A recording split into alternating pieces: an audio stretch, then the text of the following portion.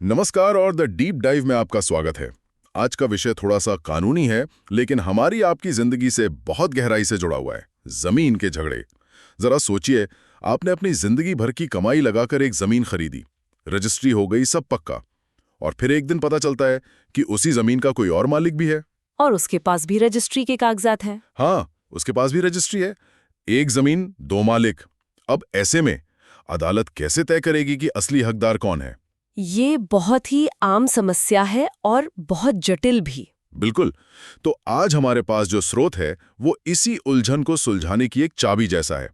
ये एक वकील ने तैयार की है, 50 सवालों की एक लिस्ट जो दूसरे खरीदार से जिरे में पूछे जाने के लिए है। क्रॉस एग्जामिनेशन के लिए। हाँ, क्रॉस एग्जामिनेशन। लेकिन ये सिर्फ वकीलों के लिए एक दस्तावेज नहीं है। ये तो धोखाधड़ी की परतें उधेड़ने का एक नक्शा है, एक तरह का बैटल प्लान। तो आज हमारा मकसद इन सवालों के पीछे की जो रणनीति है उसे समझना है। हम देखेंगे कि हर सवाल कैसे एक तीर की तरह काम करता है, जो पहले मालिक के केस को मजबूत करे और दूसरे के दावे को कमजोर। चलिए इस कानूनी चक्रव्यूह को भेदने की कोशिश करते हैं। तो शुरुआत करते हैं सौदे की पहली सीढ़ी से। Due diligence. हाँ, ड्यू डिलिजेंस यानी खरीदने से पहले की जांच पड़ताल। लिस्ट में कई सवाल इसी पर हैं, जैसे सवाल नंबर 7, क्या आपने प्लॉट खरीदने से पहले भार प्रमाण पत्र यानी इनकम्बरेंस सर्टिफिकेट की जांच की थी? या सवाल 11, क्या आपने खरीदने से पहले कभी मौके पर जाकर जमीन देखी थी? ये तो बहुत जरूरी है। और सवाल 14, क्या आपने आस पड़ोस के लोगों से असली मालिक के बारे में पूछा? पहली नजर में ये बहुत सीधे, बहुत ही बुनियादी सवाल लगते हैं। ये बुनियादी लग सकते हैं, लेकिन ये कानून की आत्मा तक जाते हैं। देखिए, अदालत यहाँ ये नहीं देख रही कि आपके पास कागज हैं या नहीं। अच्छा। वो ये देख रही है कि क्या आप आंखें बंद करके ये सौदा करने गए थे। कानून में एक बहुत पुराना सिद्धांत है, क्रेता सावधान। Caveat emptor. हाँ, कैविएट एम्प्टर, यानी खरीदने वाले की जिम्मेदारी है कि वो पूरी जांच पड़ताल करे। कानून कहता है आंखें खुली रखो। अगर आपने जानबूझकर आंखें बंद की तो फिर आप सुरक्षा की उम्मीद नहीं कर सकते। इन सवालों का मकसद यही साबित करना है कि दूसरे खरीदार के सामने सच था पर उसने देखना नहीं चाहा। बिल्कुल। लेकिन एक मिनट, अगर दूसरा खरीदार ये कहे कि भाई मुझे इन सब कानूनी चीजों की जानकारी नहीं थी, मैं तो एक आम इंसान हूं, वकील नहीं, तो क्या कानून एक अनजाने में की गई गलती और जानबूझकर की गई लापरवाही में कोई फर्क नहीं करता? ये बहुत अच्छा सवाल है। देखिए, कानून ये नहीं कहता कि आपको वकील बनना है, लेकिन वो ये उम्मीद जरूर करता है कि आप एक प्रूडेंट पर्सन, एक समझदार, एक विवेकशील व्यक्ति की तरह व्यवहार करेंगे। इनकम्बरेंस सर्टिफिकेट कोई रॉकेट साइंस तो है नहीं। ये एक सरकारी दस्तावेज है जो बताता है कि जमीन पर कोई पुराना लेन देन, लोन या कोई केस तो नहीं चल रहा है। सही बात है। और सवाल 9 और 10 इसी की गहराई में जाते हैं। वो पूछते हैं कि क्या पहले मालिक की रजिस्ट्री उस सर्टिफिकेट में दिख रही थी? अगर नहीं, तो आपने सिर्फ 1 साल का सर्टिफिकेट क्यों लिया?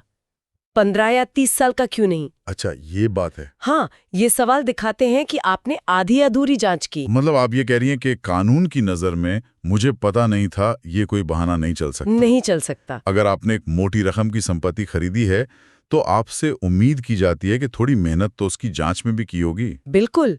और ये सिर्फ कागजों तक सीमित नहीं है।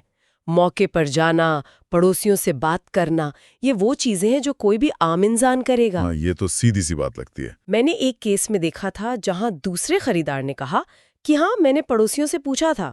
वकील ने पूछा पड़ोसी का नाम क्या था, और वो बता नहीं पाया होगा। बता ही नहीं पाया। एक सवाल में उसका झूठ पकड़ा गया।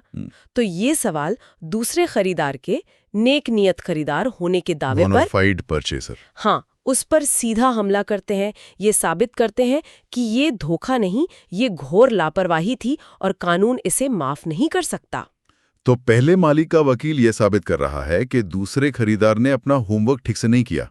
लेकिन ये तो हुई कागजी लापरवाही।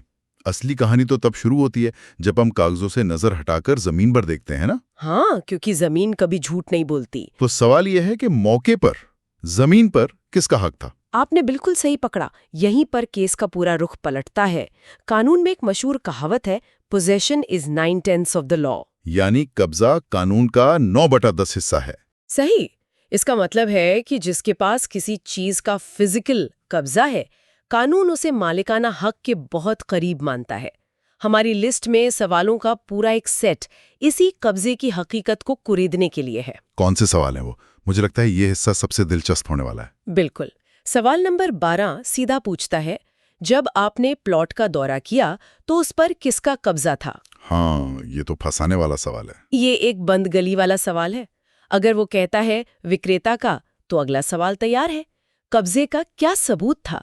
अगर वो कहता है किसी का नहीं, खाली पड़ा था, तो ये उसके पिछले जवाबों के खिलाफ जा सकता है कि उसने पड़ोसियों से पूछा था। सही है। फिर सवाल 13 और भी पैना है, क्या आपने पहले मालिक की कोई चारदीवारी, कोई कंस्ट्रक्शन या कोई नेम बोर्ड देखा था? अच्छा। ये सवाल एक तस्वीर बनाने की कोशिश कर रहे हैं कि जमीन पर पहले मालिक की मौजूदगी के निशान थे, जिन्हें दूसरे खरीदार ने जानबूझकर नजरअंदाज किया।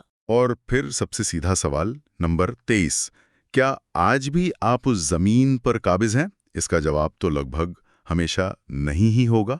हाँ, क्योंकि अगर कब्जा होता तो वो कोर्ट में क्यों होता? बिल्कुल सही बात। और यहीं से जाल कसना शुरू होता है। सवाल 26 और 28 पूछते हैं, क्या आपने अपनी रजिस्ट्री के बाद कब्जा लेने की कोशिश की?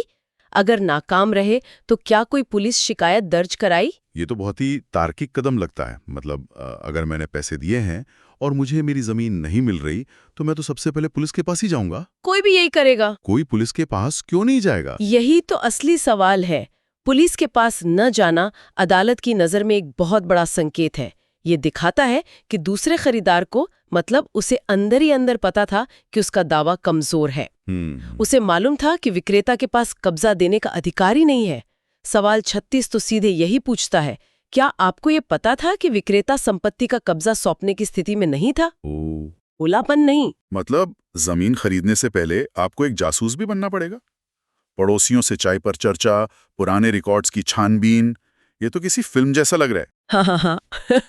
खैर, ये तो साफ है कि दूसरे खरीदार के पास ना तो कब्जा था, ना उसने कब्जा लेने की कोई गंभीर कोशिश की। इससे एक शक पैदा होता है, क्या ये सौदा वाकई असली था? और किसी भी सौदे की असलियत जांचने का सबसे अच्छा तरीका होता है उसके पैसे के लेन देन को खंगालना। तो क्या यहां भी कुछ गड़बड़ थी? हर संदिग्ध सौदे की जड़ में अक्सर पैसे का संदिग्ध लेन देन ही होता है। हमारी लिस्ट का तीसरा हिस्सा इसी मनी ट्रेल पर फोकस करता है। Money trail? हाँ, आज के समय में संपत्ति के सौदों में बड़ी नकद राशि का लेन देन हमेशा एक लाल झंडा होता है। ये कई तरह की शंकाओं को जन्म देता है। जैसे कौन से सवाल हैं जो इस मनी ट्रेल को ट्रैक करते हैं? सवाल 18 और 19 बहुत सीधे हैं। आपने कितनी रकम चुकाई और क्या ये नकद में थी या चेक या बैंक ट्रांसफर से? अच्छा। अगर जवाब नकद है तो अगला सवाल 20 है। अगर आपने इतनी बड़ी रकम नकद में दी तो क्या इसका कोई गवाह या कोई रसीद है? जिसको साबित करना मुश्किल होगा। बहुत मुश्किल। लेकिन सबसे बड़ा हमला सूची के अंत में होता है। सवाल नंबर 49, क्या आप इस खरीद के लिए धन के स्रोत की व्याख्या कर सकते हैं? ये ब्रह्मास्त्र जैसा है। धन का स्रोत मतलब पैसा कहाँ से आया? लेकिन अगर कोई कहता है कि ये मेरी बचत थी या मैंने अपनी पुरानी जमीन बेचकर पैसे जमा किए थे, तो फिर अगला सवाल आता है। सवाल नंबर 48, क्या आपने अपनी आयकर विवरणी मतलब इनकम टैक्स रिटर्न्स में इस खरीद को दिखाया है? ओह, यहाँ दूसरा खरीदार फंस जाता है। बिल्कुल। अगर पैसा जायज था तो उसे आईटीआर में दिखना चाहिए। अगर उसने आईटीआर में नहीं दिखाया तो ये अनअकाउंटेड मनी है और अदालत के सामने उसकी विश्वसनीयता खत्म हो जाती है। तो अगर दिखाया है तो फिर सवाल उठता है कि इतनी बड़ी रकम बैंक के जरिए क्यों नहीं दी? ये एक ऐसा चक्रव्यूह है जिससे निकलना लगभग नामुमकिन है। मतलब ये सवाल सिर्फ संपत्ति विवाद तक सीमित नहीं है, ये तो खरीदार की पूरी वित्तीय ईमानदारी को कटघरे में खड़ा कर देते हैं। बिल्कुल। इन सवालों का उद्देश्य यही पता लगाना है कि कहीं ये बेनामी सौदा तो नहीं था या इसमें रजिस्टर्ड कीमत से ज्यादा ब्लैक मनी का लेन देन तो नहीं हुआ। सवाल नंबर 45 और 47 इसी ओर इशारा करते हैं। हाँ, अगर दूसरा खरीदार पैसे के इस लेन देन को साफ सुथरे तरीके से साबित नहीं कर पाता तो अदालत ये मान सकती है कि यह सौदा ही संदिग्ध था, जिसका मकसद जमीन खरीदना कम और शायद काले धन को ठिकाने लगाना ज्यादा था। हो सकता है। ये तो वाकई पूरे मामले को एक अलग ही नजरिए से देखने पर मजबूर करता है। तो दूसरे खरीदार की कहानी अब तक ये है, उसने होमवर्क नहीं किया, उसके पास जमीन का कब्जा नहीं है और उसका पैसे का लेन देन भी शक के दायरे में है। ऐसा लगता है कि केस लगभग खत्म हो गया है। क्या इसके बाद भी कोई आखिरी कील ठोकनी बाकी है? हाँ, एक आखिरी और शायद सबसे मजबूत कील, और वो है सरकारी रिकॉर्ड। सरकारी रिकॉर्ड। हाँ, रजिस्ट्री करवाना ही सब कुछ नहीं होता। जमीन से जुड़ा एक और बहुत महत्वपूर्ण सरकारी रिकॉर्ड होता है। सूची के आखिरी कुछ सवाल इसी पर ध्यान केंद्रित करते हैं। आप दाखिल खारिज या म्यूटेशन की बात कर रही है ना? सवाल 31 सीधा यही पूछता है, क्या आपको पता था कि राजस्व रिकॉर्ड में पहले मालिक का नाम पहले से ही दाखिल खारिज हो चुका था? ये कितना महत्वपूर्ण है? ये बेहद महत्वपूर्ण है। इसे ऐसे समझिए, रजिस्ट्री आपकी और विक्रेता के बीच एक प्राइवेट एग्रीमेंट है। अच्छा। जैसे एक शादी का सर्टिफिकेट। ये सब रजिस्ट्रार ऑफिस में दर्ज होता है। लेकिन दाखिल खारिज यानी म्यूटेशन उस शादी को समाज के सामने रजिस्टर करवाने जैसा है, पटवारी के रिकॉर्ड में, सरकारी खाते में। अच्छा, मतलब पब्लिक कर देना। हाँ, अब पूरी दुनिया को, पूरे सरकारी तंत्र को पता है कि मालिक कौन है। ये एक सार्वजनिक घोषणा है कि अब जमीन का टैक्स नया मालिक भरेगा। तो अगर पहले मालिक का नाम पहले से ही दाखिल खारिज हो चुका है, तो दूसरे खरीदार की रजिस्ट्री होनी ही नहीं चाहिए थी सैद्धांतिक रूप से। तो सैद्धांतिक रूप से नहीं होनी चाहिए, लेकिन यहीं पर हमारे सिस्टम में भ्रष्टाचार या लापरवाही की गुंजाइश बनती है। सब रजिस्ट्रार का ऑफिस और राजस्व विभाग हमेशा एक दूसरे से पूरी तरह सिंक में नहीं होते। लेकिन अदालत में दाखिल खारिज एक बहुत वजनी सबूत होता है। ये दिखाता है कि पहले मालिक ने सिर्फ जमीन खरीदी ही नहीं, बल्कि मालिकाना हक की पूरी कानूनी प्रक्रिया को भी पूरा किया। और इसके बाद सवाल 32 दूसरे खरीदार को घेरता है। हाँ, कि आपने अपनी रजिस्ट्री के बाद अपना नाम दाखिल खारिज क्यों नहीं करवाया।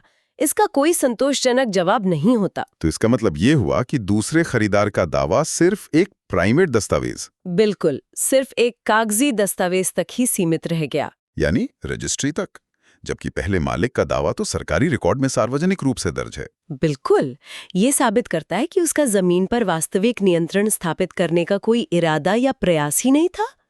और सवाल 34, क्या आपने विक्रेता से मूल पट्टा या पासबुक का सत्यापन किया था? इस पर मोहर लगा देता है, क्योंकि मूल दस्तावेज तो पहले मालिक के पास ही होंगे। जाहिर है। तो इस पूरी चर्चा का निचोड़ क्या है? ये 50 सवालों की सूची सिर्फ एक कानूनी दस्तावेज नहीं है। ये तो संपत्ति खरीदने वालों के लिए एक चेतावनी है, एक तरह की गाइडबुक है। ये हमें सिखाती है कि जमीन का सौदा सिर्फ एक कागज पर दस्तखत करना और पैसे देना नहीं है। आपने सही समझा। इन सभी सवालों का अंतिम लक्ष्य एक ही है, दूसरे खरीदार के इस दावे को तोड़ना कि वो एक निर्दोष और नेक नियत खरीदार है।